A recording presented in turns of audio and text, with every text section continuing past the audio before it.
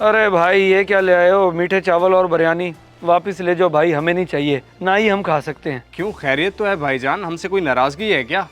घर आई चीज़ को इस तरह कौन वापस भेजता है? और वैसे भी ये जर्दा है खोए वाला, और साथ में बिरयानी नहीं चिकन पुलाव है, बड़े मज़े का बना हुआ है। अरे नहीं नहीं भाई, कोई नाराज़गी नहीं है। असल में अब्बा जी को ब्लड प्रेशर और शुगर का मसला है, तो मीठा और नमक मना है उन्हें। और मुझे भी काफ़ी दिनों से ब्लड प्रेशर की शिकायत आ रही है, तो नमक खाना छोड़ा हुआ है मैंने। मीठा मुझे वैसे नहीं पसंद, फीके खाने खा रहा हूँ आजकल। हम दोनों बाप बेटा बीमार हैं, नहीं खा सकते, ये ऐसे ज़ाया हो जाएगा हमने ले लिया तो। तुम ऐसा करो कि ये किसी और को दे दो। मैं इतने दिल से लाया था आपके लिए, गरम गरम थोड़े से तो खा लेते। लो जी, इसको खाकर हम अपनी तबीयत खराब कर लें और बाद में डॉक्टर को पैसे दे के दवाई लें। हाँ, अगर चावलों की जगह पैसे लाए होते तो वो हम ले लेते। मजाक कर रहा हूँ, तुम्हारी मेहरबानी भाई, ये जाके किसी और को दे दो। ठीक है भाईजान, आपकी मर्जी। पूरे मोहल्ले में बांट लिए, बस आपके रहते थे, अब देखता हूँ किसे दूँ। अल्लाह हाफिज़। वाकई लग तो मज़े के रहे थे, लेकिन ये बीमारी भी ना, मज़े मज़े के खाने छोड़ने पड़ रहे हैं। बेटा कौन था बाहर, किससे बातें कर रहा था? अब्बा जी वो सुहेल है ना, कॉर्नर वाले हाजी रफीक साहब का बेटा, वो आया था जर्दा और चिकन पुलाव देने के लिए। मैंने कहा भाई हम बाप बेटा बीमार हैं, हमें मारना चाहता है क्या? ले जा वापस, हमें नहीं चाहिए। बस ले गया फिर। बिल्कुल सही किया जो तूने उसे वापस भेज दिया। हमारा चावलों से क्या मतलब वास्ता, हमारी तबीयत को तो सिर्फ पैसे राहत देते हैं, पैसे। यही बात तो मैंने उसे की है, अगर चावलों की जगह पैसे लाता तो फिर इनकार नहीं था। बेशक पैसों से डॉक्टर मना करे या तबीयत। पैसे को देख के तो हमारी तबीयत वैसे भी ठीक रहती है, बिना पैसे के क्या सेहत और क्या जिंदगी। अच्छा बात सुन, कल एक बंदे ने आना है, उसकी फाइल पास करानी है, मोटी पार्टी है, 1.5 लाख मिठाई लेनी है उससे। ये हुई ना बात।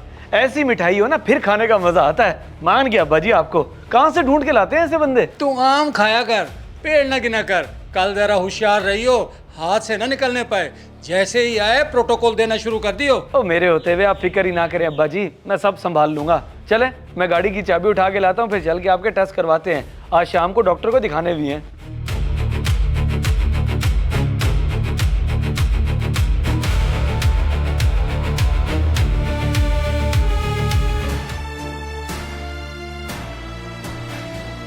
अरे सुहेल बेटा, ये क्या? अभी तो तुम देकर गए हो चावल, फिर क्यों लेकर आ गए? इमाम साहब देने तो अजमल साहब के घर गया था, मगर एहतशाम भाई ने लिए ही नहीं, इनकार कर दिया। खैरियत, उन्होंने क्यों नहीं लिए? नाराज हैं क्या? नहीं, नाराज नहीं है, बीमार हैं।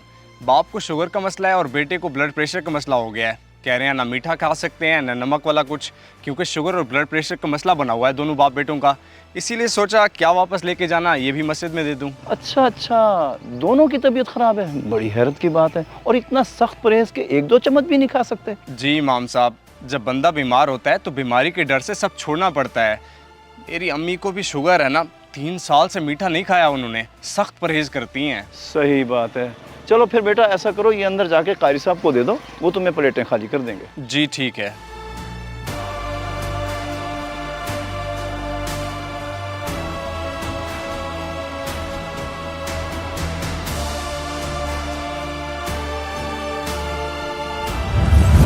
अजमल साहब सारी सरकारी फ़ीसें भर दी हैं, आर्किटेक्चर की फ़ीस भी दे दी है, सारे कागजात पूरे हैं, नक्शे में कोई कमी नहीं है, फिर भी अभी तक मेरी फ़ाइल पास नहीं हो रही, वो भी आपके होते हुए। बेटा बात को समझो, दफ्तरी काम है, देर सवेर होती रहती है, परेशान क्यों होते हो? हो जाएगी फाइल पास, सब्र करो। कितना सब्र करें, 15 दिन से तो चक्कर लगा रहे हैं, सब कुछ होने के बावजूद भी हमारा काम नहीं हो रहा। काम कराने के लिए बेटा मिठाई खिलानी पड़ती है, मिठाई। मुंह मीठा कराएगा तो काम होगा ना तेरा। मिठाई? अच्छा अगर आप कहते हैं तो मैं 500 मिठाई के दे देता हूँ, या फिर मिठाई का डब्बा लेकर आ जाता हूँ अभी। ओहो, एक तो तुम बात को समझते ही नहीं हो। 500 रुपये की मिठाई कोई नहीं लेता, ऐसे काम के लिए 15-20 हज़ार रुपये लगते हैं। चलो तुम 15,000 रुपये दे दो, मैं तुम्हारा काम करा देता हूँ, कल ही कल तुम्हारा काम हो जाएगा। 15,000? इतने पैसे? एहतशाम भाई अच्छा किया आप आ गए। देखें ना अंकल, 15-20 हज़ार मिठाई के मांग रहे हैं। हाँ तो ठीक है ना, ज्यादा तो नहीं है, ये तो मोहल्लेदारी की वजह से थोड़े मांगे हैं, वरना 30,000 से कम नहीं लेते। जी चल बेटा संभाल इसे, मैंने और भी बहुत सारे काम करने हैं। अब बता भाई कलीम, काम कराना है कि नहीं? अब्बा जी ने बड़े मुनासिब पैसे बोल दिए हैं। एहतशाम भाई इतनी फीसें भरने के बाद भी हज़ारों मिठाई के कैसे दे दूं? कम से कम आप तो एहसास करें। बस यही तुम्हारा मसला है, फीसों पे नक्शों पे लाखों उड़ा देते हो और मिठाई की बारी बच्चों की तरह रोने लग जाते हो। अगर फौरन काम चाहते हो तो जैसे अब्बा जी कह रहे हैं कर दो, वरना फिर फाइल जमा करा दो, 3-4 महीने तक हो जाएगा सुकून से काम। मिठाई रिश्वतखोर कहीं के, सही मिसाल है, कटोरे पे कटोरा, बेटा बाप से भी गोरा।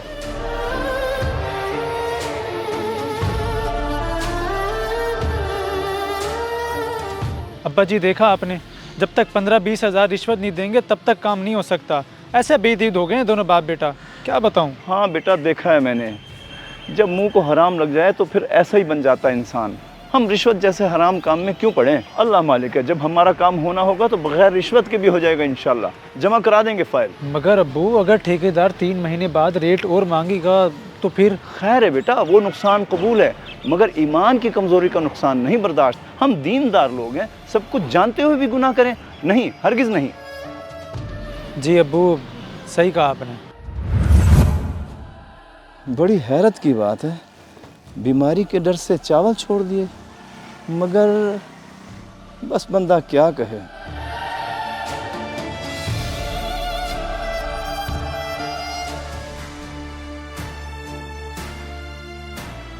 अस्सलाम वालेकुम अजमल भाई, वो सुनाए हमारी फाइल का क्या बना? अब तो 2 महीने हो गए हैं। वालेकुम अस्सलाम इमाम साहब, 2 महीने हो भी गए, पता भी नहीं चला। वक्त कितनी तेज़ी से गुजरता है। खैर, हो जाएगी आपकी फाइल पास, महीना 2 और भी लग सकते हैं। चलें ठीक है, कोई मसला नहीं है, मैंने तो अपना ये काम अल्लाह के सुपुर्द कर दिया है, बंदों से तो कोई तवक्को नहीं रही। खैर आप बताएं, मैंने सुना आप दोनों बाप बेटे की तबीयत बड़ी ख़राब है, क्या हुआ है आप लोगों को? नहीं, हमें तो कुछ नहीं हुआ, हम तो बिल्कुल ठीक ठाक हैं आपके सामने। आपको किसने बोल दिया कि हम बीमार हैं? वो सुहेल बता रहा था, वो आया था ना आपको चावल देने, तो आपने नहीं लिए ब्लड प्रेशर और शुगर की वजह से। ओह हाँ हाँ, सुहेल की बात कर रहे हैं ये। इमाम साहब अब आप खुद ही बताएं, जिस चीज़ से डॉक्टर ने मना किया हो या तबीयत ख़राब होने का डर हो, वो चीज़ तो छोड़नी पड़ती है ना। बिल्कुल बिल्कुल, जान है तो जहान है, जान बच जाए चाहे ईमान चला जाए उसका कोई मसला नहीं। कहना क्या चाहते हैं इमाम साहब? कहना क्या चाहता हूँ, तो फिर नाराज़ ना होइएगा अजमल भाई, शुगर के डर से मीठा और ब्लड प्रेशर के डर से नमक तो खाना छोड़ दिया, मगर अल्लाह के डर से हराम खाना नहीं छोड़ा आप लोगों ने। ये बीमारी भी अल्लाह की तरफ से एक इशारा होती है कि इंसान अपनी गलतियों कोताहियों को ख़त्म करके पाक साफ हो जाए, वरना अल्लाह की लाठी जब पड़ती है तो इंसान ज़ेर हो जाता है, ज़ेर, क्योंकि इंसान की क्या औकात है उस पाक ज़ात के सामने। बस करें इमाम साहब, कितना शर्मिंदा करेंगे। मैंने तो बस कर दी जनाब, आप लोग भी बस कर दें। दुनिया और आखिरत की कामयाबी सीधे रास्ते पे चलने में है। इंसान ने कुछ नहीं लेकर जाना, फ़कत आमाल, सिर्फ आमाल। अल्लाह ताला आप लोगों को शिफा दे।